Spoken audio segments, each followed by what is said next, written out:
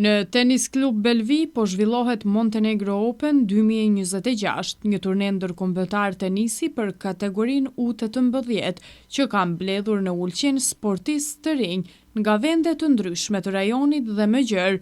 Gjatë këtyre ditëve, fushat e tenisit në plazh të madh janë rikthyer në qendër të garës sportive, ku lojtarët po tregojnë talentin, disiplinën edhe përgatitjet e tyre në ndeshje mjaft interesante dhe konkurruese.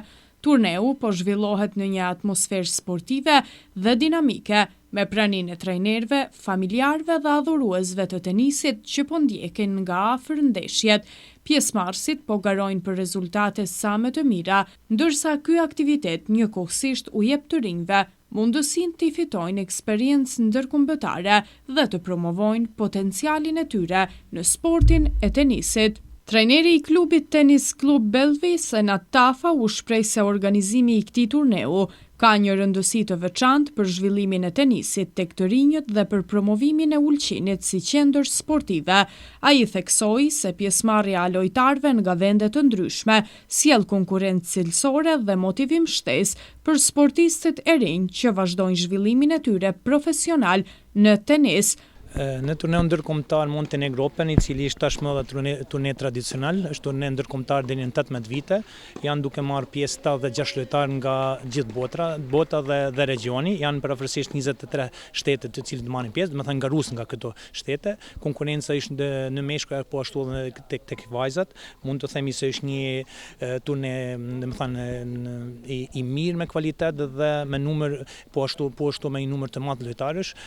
Për momentin Gjiron e parë është duke marrë pjesë edhe lojtari i klubit tenisit Belvi, Skender Katana, siç ishte duke ecur rezultati, shpresojmë që shpejti do ta shohim atë në Gjiron e dytë, edhe pse edhe në ditët finale, të cilat duhet parashifen të jenë të shtunën në orët e mëngjesit. Nga cilat shtete kanë ardhur lojtarët më shumë? Lojtarët, domethënë, zakonisht prioriteti i organizimit të këtyre turneve është pikërisht regioni, ashtu i nepet mundësia që lojtarëve nga Mali Zi, nga klubet e Malit Zi dhe nga klubet e regionit të marrin pikët e para apo të ngriten në ranglistën e ITF-it dhe prandaj e cekis që prioritet janë shtetet regionale, pastaj edhe shtetet tjera të cilat pasi që kemi edhe lojtarë nga Australia, nga Shtetet e Bashkuara të Amerikës, nga Gjermania dhe mbar Evropa. Kush janë favoritët për të fituar këtë turne? Zakonisht në këtë konkurrencë mund të themi se lojtarët janë ende në zhvillim dhe janë në kërkim të depërtimit në ranglistat. Mundësia e luajtjes në këto turne ka barca, të cilat janë disa prej tyre, mirë, po mund të themi që njëri prej tyre është edhe lojtari ynë Skender Katana dhe besoj që edhe ashtu të vazhdojë deri në fund. Sa ndeshje po zhvillohen çdo ditë? Zakonisht në organizimin e këtyre turneve, përpos kualifikime të cilat janë mbajtur të shtunën dhe të dielën, ditët më të frekuentuara janë e hënia dhe martja, pasi që krejt lojtarët gjenden në momentin në klub dhe pastaj prej të mërkurës, domethënë numri i ndeshjeve zvoglohet prej çerek finales, gjysmëfinales dhe pastaj në finale, i cila është specifike turneve ndërkombëtar, domethënë të tenisit që besin vetëm finalistët e singlet dhe të dublit. Kur zhvillohet dhe pritet të zhvillohet finalja e turneut? Finalja e turneut mund të themi në konkurrencën double është paraparë të mbahet të premten, diket ka mesdita, ndërsa finalja edhe në konkurrencën e meshkujve dhe vajzave do të mbahet të shtunën. Nëse moti, pasi që kemi paralajmërime që edhe moti din të ndryshojë, atëherë domethënë paraparë të mbahet të shtunën në ora 10. Si e shihni, si po ecën atmosfera dhe organizimi i këtij turneut këtë vit?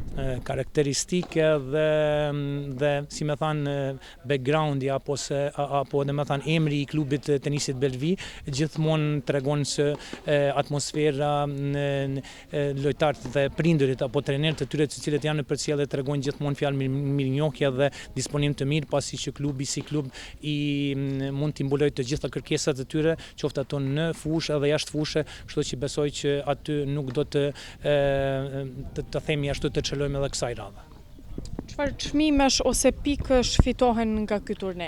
Pikërisht prioritet i këtyre turneve janë pikët ndërkombëtare të ITF-it dhe lojtarët me këto turne në finale, gjysmëfinale dhe Xhiro të cilat i kalojnë, pikërisht janë ato që synojnë që të ngriten sa më lart, pasi që ato edhe më vonë i avancojnë dhe i ndihmojnë që në turne të tjera të leksohet puna gjatë ndeshjeve të tyre dhe besoj që ky ishte prioriteti pasi që ende janë në grup moshën 18 vjeçare.